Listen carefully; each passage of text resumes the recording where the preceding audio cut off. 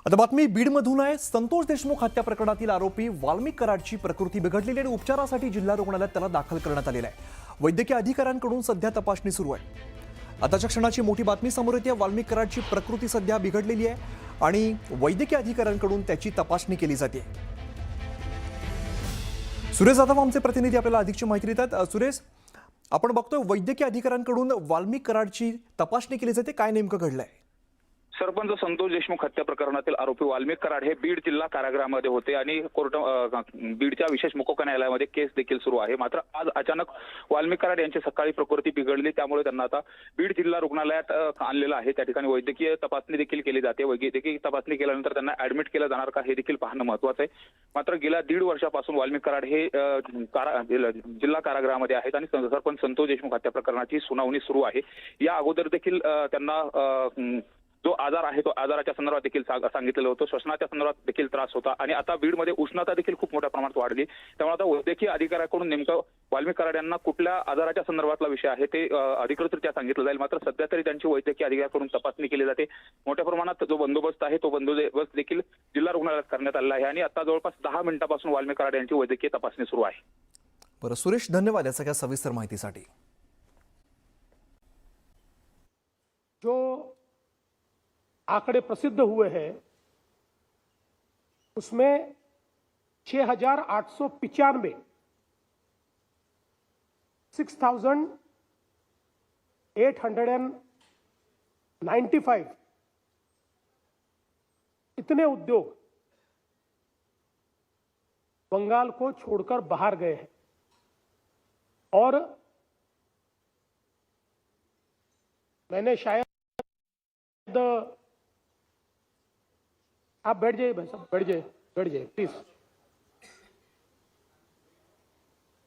अब मुझे ये समझ में नहीं आता कि मैं इसकी खुशी जाहिर करूं या दुख, लेकिन बंगाल से निकले हुए सर्वाधिक उद्योग ये महाराष्ट्र में आए और आप अगर मेरी सोशल मीडिया की टाइमलाइन देखेंगे तो अभी अभी कुछ दिन पूर्व 2 बड़े बड़े उद्योगों के साथ हमने MOU किया है जिनका 50 साल से भी ज्यादा बंगाल में प्रेजेंस है और अब वो महाराष्ट्र में निवेश कर रहे हैं। करीब 1400 इंडस्ट्रीज जिसमें मेजर इंडस्ट्रीज है ये बंगाल से महाराष्ट्र में आई। तो कहीं ना कहीं इतने बड़े पैमाने पर इंडस्ट्री का आना और विशेष रूप से लिस्टेड कंपनीज, कोई छोटी इंडस्ट्री चली जाती है तो अलग बात है, लेकिन लिस्टेड कंपनीज ने मतलब इसमें तो 2 एस्टिमेट है। एक तो करीब 125 के करीब लिस्टेड कंपनीज है, लेकिन दूसरा एस्टीमेट यह है कि जिनका बंगाल से संबंध था, जो शायद बंगाल में रजिस्टर्ड नहीं थी, ऐसी 400 कंपनियां हैं जिन्होंने कहीं ना कहीं व्यापार के रूप में बंगाल से नाता तोड़ा है। आज हम देख रहे हैं हमारे जनसंख्या में करीब 65% लोग 35 साल के नीचे है। अब इन 65% लोगों के लिए अगर रोजगार का सृजन नहीं होगा और आज की अर्थव्यवस्था में क्या रोजगार सरकारें दे सकती है? सरकारें एनेबलिंग एनवायरनमेंट तैयार करती है और रोजगार प्राइवेट सेक्टर देता है। सरकार में भी रोजगार तैयार होता है, लेकिन हम सभी लोग जानते हैं कि उसका एक लिमिटेशन है। तो हमारे बंगाल के पढ़े लिखे युवा, इनको अवसर कहां मिलेगा?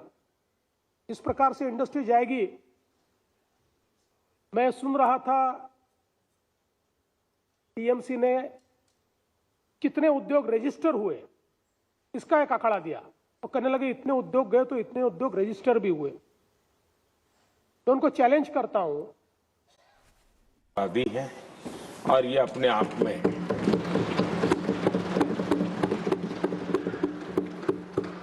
ये एक अनुभव का सम्मान है, एक सहज कार्यशैली का सम्मान है और एक सहज कार्यशैली की स्वीकृति भी है। हमने सबने हरिवंश जी के नेतृत्व में सदन की शक्ति को और अधिक प्रभावी होते हुए भी देखा है और मैं कह सकता हूं कि केवल सदन की कार्यवाही का संचालन ही नहीं,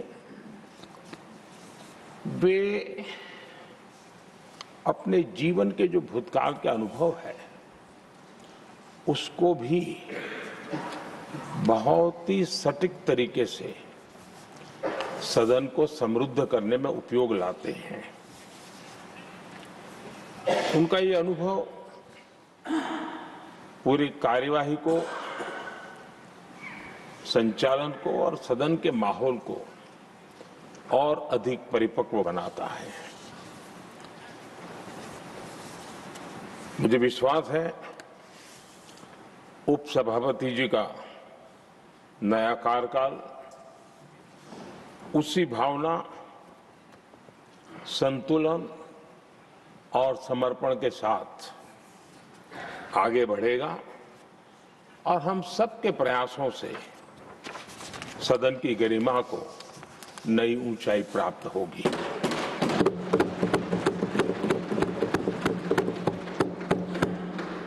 आदरणीय सभापति जी, हरिवंश जी का जन्म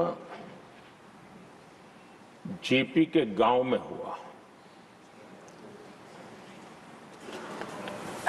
और सहज रूप से ग्रामीण पृष्ठभूमि के कारण उन्होंने अपने गांव के विकास में विद्यार्थी काल से भी कुछ न कुछ करते रहे। उनकी शिक्षा दीक्षा काशी में हुई और इन सारे विषयों पर मुझे भूतकाल में बोलने का अवसर मिला तो मैं काफी कुछ कह चुका हूं, इसमें से आज उसको दोहराता नहीं हूं। एक बात का उल्लेख आज जरूर मैं करूंगा। आज 17 अप्रैल है और 17 अप्रैल 1927 हमारे पूर्व प्रधानमंत्री चंद्रशेखर जी की जन्म जयंती भी है।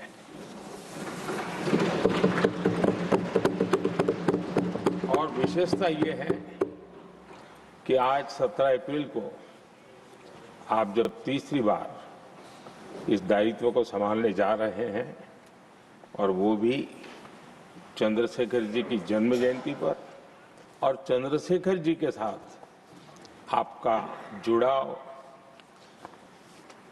उनके प्रति आपका लगाव और एक प्रकार से आप उनके सहयात्री रहे उनके पूरे कार्यकाल में, तो ये एक अपने आप में एक बहुत ही बड़ा सुयोग है। आपने चंद्रशेखर जी के जीवन पर किताबें भी लिखी हैं और चंद्रशेखर जी के एक बृहद जीवन को नई पीढ़ी तक पहुंचाने का एक बहुत बड़ा काम भी आपने किया है और इसलिए आपके लिए एक बहुत बड़ा विशेष अवसर बन जाता है कि चंद्रशेखर जी की जन्म जयंती पर आपका तीसरा कार्यकाल का प्रारंभ।